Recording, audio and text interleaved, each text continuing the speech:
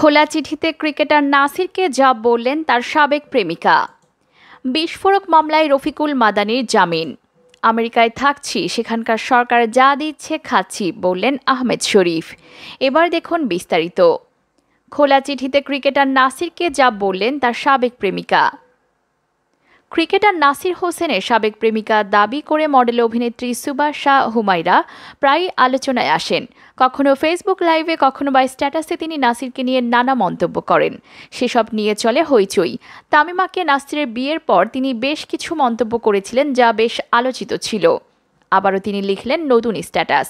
খোলা চিঠির আদলে সেই স্ট্যাটাসে সুবাহা দাবি করেন, নাসির যদি তার কাছে ফিরে যেত তাহলে তামিমার মতো দুই সন্তানের মায়ের কাছে ধরা খেতে হতো না। যথারীতি তার স্ট্যাটাসটি ভাইরাল হয়েছে।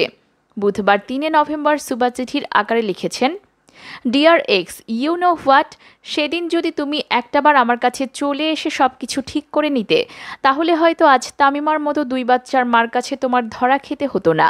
আজ ধরা খেয়ে এইভাবে কোর্টে কোর্টে টাকা খরচ করে জামিন নিতে হতো না। নাসির তামিমার কাছে ভালো নেই দাবি করে সুবা আরও লেখেন, তুমি মুখে যতই হাসো, কিন্তু তোমাকে দেখলেই আমি বুঝতে পারি তুমি ভালো নেই। তোমাকে এভাবে অপমানিত হতে দেখে আমার খুব খারাপ লাগছে। এখনও তোমার জন্য তোমার নাম জড়িয়ে আমাকে অনেকেই কমেন্ট করে তোমার নাম লিখে, অথচ তুমি এখন অন্য কাউকে নিয়ে আছো। তোমার সাথে যত কিছুই হোক না কেন, একদিনের জন্য হলেও তো তোমাকে ভালোবেসেছিলাম। তাই যখন দেখি তোমার ক্যারিয়ার নিয়ে তোমার চিন্তা ভাবনা নেই, উল্টা এইসব নিয়ে দৌড়াচ্ছ, তা দেখে খুবই দুঃখ পাই। হয়তো ২-৩ বছরের মধ্যে বিয়ে করে ফেলবো। আর অবশ্যই তোমার মতো আমার হাজব্যান্ড হবে না, তোমার থেকে অবশ্যই ভালো হবে। হয়তো টাকা কম থাকতে পারে তার। আমার জন্য তুমি দোয়া করো। তোমার জন্য শুভকামনা রইল। আশা করি সব কিছু বাদ দিয়ে আবার নতুন করে জাতীয় দলে ফিরে আসবে।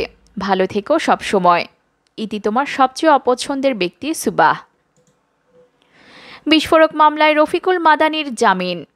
ময়মনসিংহে করা বিস্ফোরক আইনের একটি মামলায় ইসলামী বক্তা মাওলানা রফিকুল ইসলাম মাদানিকে জামিন দিয়েছেন হাইকোর্ট। বিচারপতি মোহাম্মদ হাবিবুল গনি এবং বিচারপতি মোহাম্মদ রিয়াজউদ্দিন খানের হাইকোর্ট বেঞ্চ তাকে জামিন দিয়ে রুল জারি করেন। গত ৩০ সেপ্টেম্বর জামিন আদেশ দেওয়া হলেও বুধবার তা জানা গেছে। গত ২৮ মার্চ হেফাজতের হরতালের নামে নাশকতা, ময়মনসিংহ নগরীর চরপাড়া মোড়ে পুলিশ বক্স ভাঙচুর, বাসে আগুন এবং পুলিশের উপর হামলার ঘটনায় কোতোয়ালি থানায় বিস্ফোরক আইনে এ মামলা করা হয়। এর আগে ময়মনসিংহের মামলা ও গাজীপুরের বাসন থানায় করা এক মামলায় হাইকোর্টে জামিন চেয়ে আবেদন করেছিলেন রফিকুল ইসলাম। তবে আরও মামলা থাকায় তিনি জামিনে মুক্তি পাচ্ছেন না। ৭ এপ্রিল রাতে গ্রামের বাড়ি নেত্রকোনার পূর্বধলা উপজেলার লেটিরকান্দা থেকে রফিকুল ইসলাম মাদানিকে আটক করে র্যাব সদস্যরা। পরের দিন র্যাবের নায়ক সুবেদার আব্দুল খালেক বাদী হয়ে গাজীপুর মেট্রোপলিটন গাছা থানায় ডিজিটাল নিরাপত্তা আইনে মামলা করেন। আমেরিকায় থাকছি, সেখানকার সরকার যা দিচ্ছে খাচ্ছি বললেন আহমেদ শরীফ। ঢাকায় সিনেমার দাপুটে অভিনেতা আহমেদ শরীফ দীর্ঘদিন ধরে রিল লাইফ থেকে দূরে রয়েছেন। বর্তমানে যুক্তরাষ্ট্রের নিউ ইয়র্ক স্থায়ীভাবে বসবাস করছেন। সম্প্রতি তিনি দেশে এসেছেন। বুধবার ৩ নভেম্বর সচিবালয়ে এসেছিলেন আহমেদ শরীফ। সেখানে গণমাধ্যমের সঙ্গে আলাপকালে তিনি জানান, আমেরিকায় আমার সব আছে, আমার ওষুধ ফ্রি, চলাফেরা ফ্রি ও বাসস্থান ফ্রি। কিন্তু তবুও মনে হয় কিছুই নেই, মনে হয় আমার ভেতরের হাড়টা খালি, চেনা চেহারাগুলো দেখতে পারি না।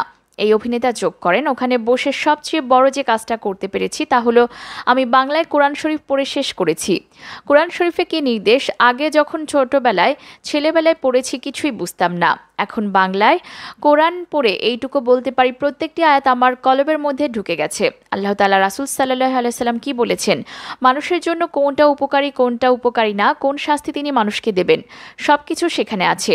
ভেরি ক্লিয়ারলি বাংলায় লেখা আছে। বাংলায় কোরআন পড়ে এই বয়সে আমি অনেক কিছু বুঝতে পেরেছি। আমি সেভাবেই দিনাতিপাত করছি।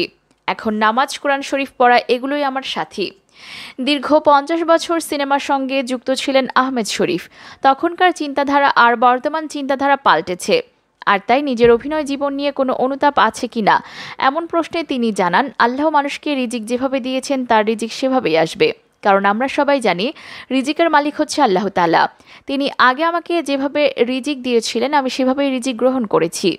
পরবর্তীতে যখন আমি হজ করি তখন আমি আল্লাহর কাছে বলেছিলাম, আল্লাহ এই সিনেমা রিজিক আমার দরকার নেই, বন্ধ করে দেন। আল্লাহ তাআলা কিন্তু বন্ধ করে দিয়েছেন। আমি ওই রিজিক আর খাচ্ছি না। এখন আমি আমেরিকায় থাকছি, আমেরিকার সরকার যা দিচ্ছে খাচ্ছি, নিজের যা সঞ্চয় আছে খরচ করছি। প্রসঙ্গত প্রায় ৮ শতাধিক বাংলা সিনেমায় দাপুটের সঙ্গে অভিনয় করেছেন সফল এই খলনায়ক। ব্যক্তিজীবনে স্ত্রী মেহেরুন আহমেদের সঙ্গে সুখের দাম্পত্যে এক কন্যার জনক তিনি। বর্তমানে শারীরিকভাবে সুস্থ আছেন আহমেদ শরীফ। বয়স বাড়ার কারণে ডায়াবেটিস ও হাই প্রেশার আছে, কন্ট্রোল করে চলতে হয়। নিয়মিত ওষুধ খান, এছাড়া বিশেষ কোনো অসুবিধা নেই তার।